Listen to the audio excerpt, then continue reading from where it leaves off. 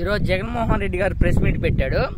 Press meet పెట్టి సంచలనం అంటే సంచలనం సృష్టించాడనే చెప్పుకోవచ్చు. ఎందుకంటే గత 2014 నుంచి 2019 నుంచి 2024 దాకా జగన్మోహన్ రెడ్డి గారు అద్భుతమైన పరిపాలించారు. ప్రతి ఒక్కరికి ఇంటి దగ్గరికి పథకాలు అందించేవనగా డైరెక్ట్ వాళ్ళ అకౌంట్లో మనీ వేసే విధంగా జగన్మోహన్ రెడ్డి గారు పరిపాలించాడు. అది అందరికీ తెలిసిన విషయమే.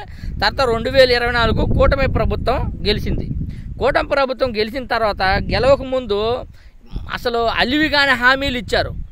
జగన్మోహన్ రెడ్డి గారు హామీలు ఇచ్చి నెరవేర్స్తేనేమో అప్పుల పాలు అయిపోయింది, మరో శ్రీలంక అయిపోయింది, మరో అని తీవ్ర స్థాయిలో విమర్శించారు. సరే విమర్శించారు, మొత్తానికైతే బాబు గారు గెలిచారు. బాబు గారు గతంలో చెప్పిన హామీలు చూస్తే మైండ్ పోయే విధంగా మెంటల్ ఎక్కిపోయేది.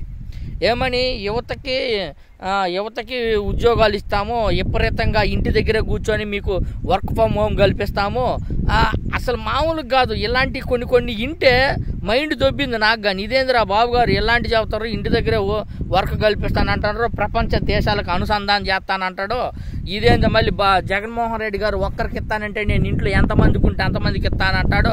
మళ్ళీ పైపెచ్చు 18 సంవత్సరాల నుంచి 50 సంవత్సరాలున్న ప్రతి మహిళకి నెలకు 1500 ఇస్తానన్నాడు.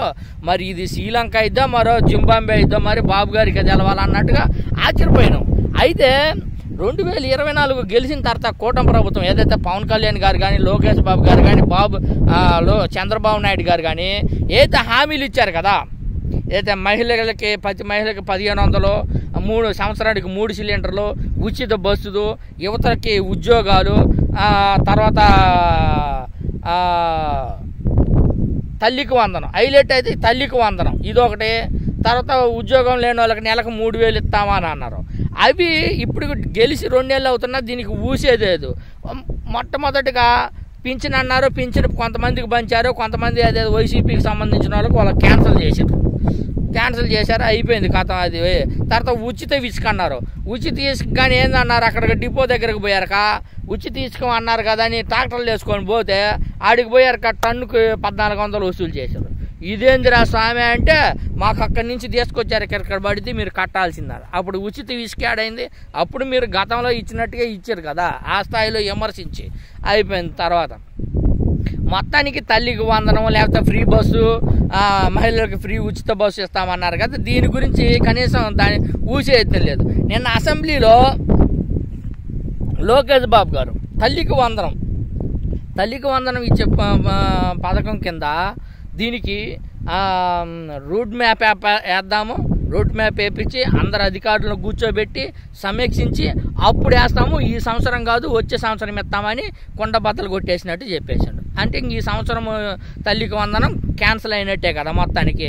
మళ్ళీ పైపెచ్చింది ఏంటి తెలుసా, మొత్తం జగన్మోహన్ రెడ్డి గారు అప్పుల్లో కూల్చేశారు, అప్పులు అయిపోయింది, ఆంధ్రప్రదేశ్ బడ్జెట్ ఏమి లేదు, మొత్తం అప్పుల్లో కూరిపోయింది అని మళ్ళీ ఇదొక తప్పుడు ప్రచారం చేసుకొస్తారు. అయితే జగన్మోహన్ రెడ్డి గారు దీన్ని కీలకతం చేయాలి కదా, ఎందుకంటే గవర్నర్ చేత కానీ అబద్ధం చెప్పించారు. ఇప్పుడు జగన్మోహన్ రెడ్డి గారు వచ్చి ప్రెస్ మీట్ పెట్టకపోతే జనాలు కానీ చాలామంది అనుకోలేదు నిజమే వాళ్ళే బాబు గారు చెప్పేది అప్పులు అయిపోయినాయి కదా అని.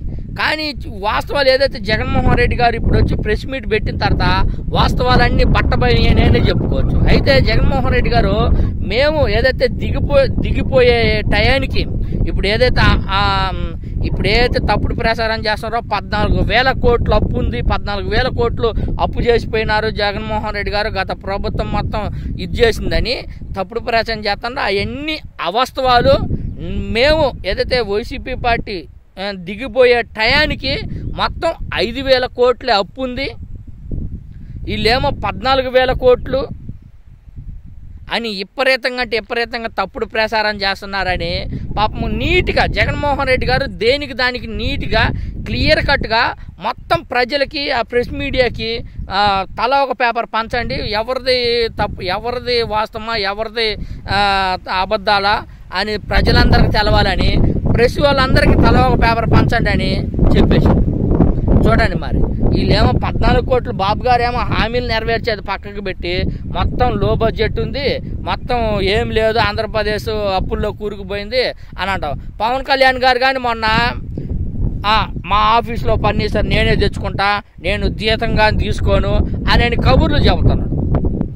ఆంధ్రప్రదేశ్ ఈ పథకాలు ఏదైతే అమలు చేయాలో అమలు చేయకుండా ఇట్లాంటి కబుర్లు చెబుదామనే విధంగా ఇది ఒక తప్పుడు ప్రచారం చేశారని చెప్పుకోవచ్చు. ఏదైతే జగన్మోహన్ రెడ్డి గారు ఈ ప్రెస్ మీట్ పెట్టిన తర్వాత మొత్తం కుండ బద్దలు కొట్టినట్టు మొత్తం లెక్కలు మొత్తం తీసి చూపించాడు. ఇప్పుడు అర్థమైపోయింది ఎవరు తప్పు చేశారో, ఎవరు ఒప్పు చెప్పారో, జనాల్ని ఎవరు మోసం చేస్తున్నారు అనేది క్లియర్ కట్గా 14,000 కోట్లు అప్పు చేశారు. కానీ జగన్మోహన్ రెడ్డి గారు క్లియర్గా చెప్పారు, మేము దిగిపోయే టయానికి ఎంత ఉంది, గతంలో ఏదైతే బాబు గారు మాకు ఎంత ఇచ్చాడో 100 కోట్లకు పైకి ఇచ్చారు, దాన్ని మేము తగ్గించుకొని కరోనా టైంలో మేము పరిపాలించేటప్పుడు కరోనా టైం అనేది ప్రపంచ దేశాలు కానీ అతలాకుతలం అయిపోయినా కానీ మేము కంట్రోల్ చేసుకొచ్చి చాలా తగ్గించుకుంటూ వచ్చాము. మమ్మల్ని కేంద్ర ప్రభుత్వం కానీ గుర్తించింది, గతంలో కానీ కేంద్ర ప్రభుత్వం కానీ గుర్తించింది కదా, గుర్తించిందని చెప్పుకుంటూ వచ్చారు. లాస్ట్కి వచ్చారు 14,000 కోట్లు వీళ్ళు చెప్పే మొత్తం తప్పుడు అవాస్తవము. మేము చేసింది 7,000 కోట్లు, 5,000 కోట్లు, 7,000 కోట్ల దాకా ఉంది అని క్లియర్ కట్గా చెప్పారు జగన్మోహన్ రెడ్డి గారు. మొత్తానికైతే బాబు గారు చెప్పే తప్పుడు ప్రచారాలన్నిటికీ ఫుల్ స్టాప్ పెట్టినట్టే చెప్పారు జగన్మోహన్ రెడ్డి గారు. నిజంగా జగన్మోహన్ రెడ్డి గారు ఈ ప్రెస్ మీట్ పెట్టడమే సంచలనం అని చెప్పుకోవచ్చు. ఎందుకంటే ఇవన్నీ ఏదైతే అబద్ధాలు ఏదైతే ప్రచారం చేసి ఈ పథకాలకు చేయకుండా పథకాలు ఏదైతే హామీ ఇచ్చారో కూటమి ప్రభుత్వం అవి నెరవేర్చకుండా ఇలాంటి తప్పుడు ప్రచారాలు చేయకుండా ఉండడానికే ఈ ప్రెస్ మీట్ పెట్టాడనే చెప్పుకోవచ్చు.